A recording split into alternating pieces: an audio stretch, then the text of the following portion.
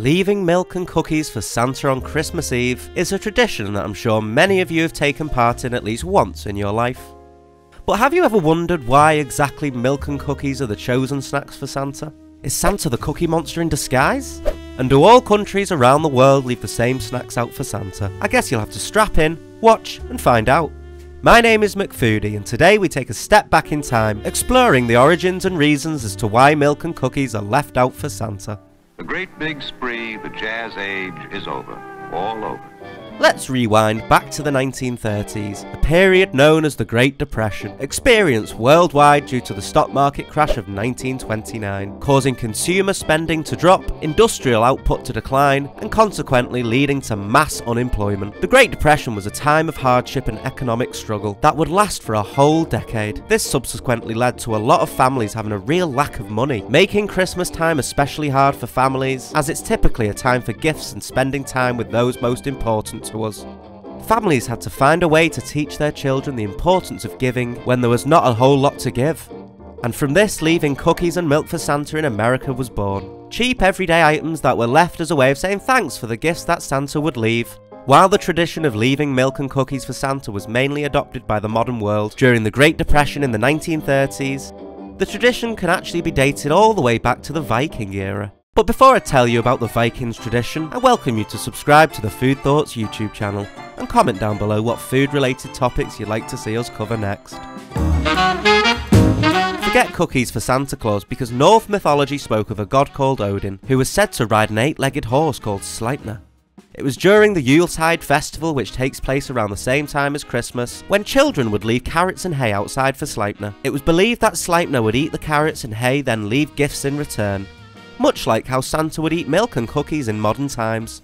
Although the Viking era is well and truly over, this doesn't stop elements of Sleipnir tradition still being seen to this day, with children in Denmark, Belgium and the Netherlands believing that Santa's sleigh is pulled by horses instead of reindeer, still leaving out carrots for the horses to eat. Each country has their own tradition when it comes to leaving snacks out for Santa, with many getting more adventurous than the standard milk and cookies that you and I are used to. In Argentina, children don't actually leave any snacks for Santa. Instead, they leave their shoes outside their front door with the hope of waking up to them being filled with presents in the morning. Chileans leave out a slice of rich, fruity sponge called pan de Pascua, and Santa is sometimes left a popular festive drink, Cola de Mono, translating to monkey's tail. I actually gave a little bit of history on the drink Cola de Mono in our last video, Christmas traditions from around the world. Go check it out. Russia celebrates Christmas on January the 7th, and perhaps this is for the better, as Russians tend to leave Santa a generous shot of vodka. And with nearly 60 million homes in the country, he'd certainly not be in a fit state to travel the world on December the 24th. Christmas down under looks a little different to what we're used to. A warm sunny climate means Santa gets left a cold can of beer and a slice of fruitcake. The Irish stick to their roots and often leave Santa a pint of Guinness to help him wash down his mince pie. In Iceland, Christmas lasts 26 days, and presents are left by 13 different Santas, known as the Yule Lads, who are an offspring of a mountain troll. As a thank you for the gifts, children leave the Yule Lads Lafabrau, which translates to leaf bread and tastes like a crispy wafer. Sounds yummy.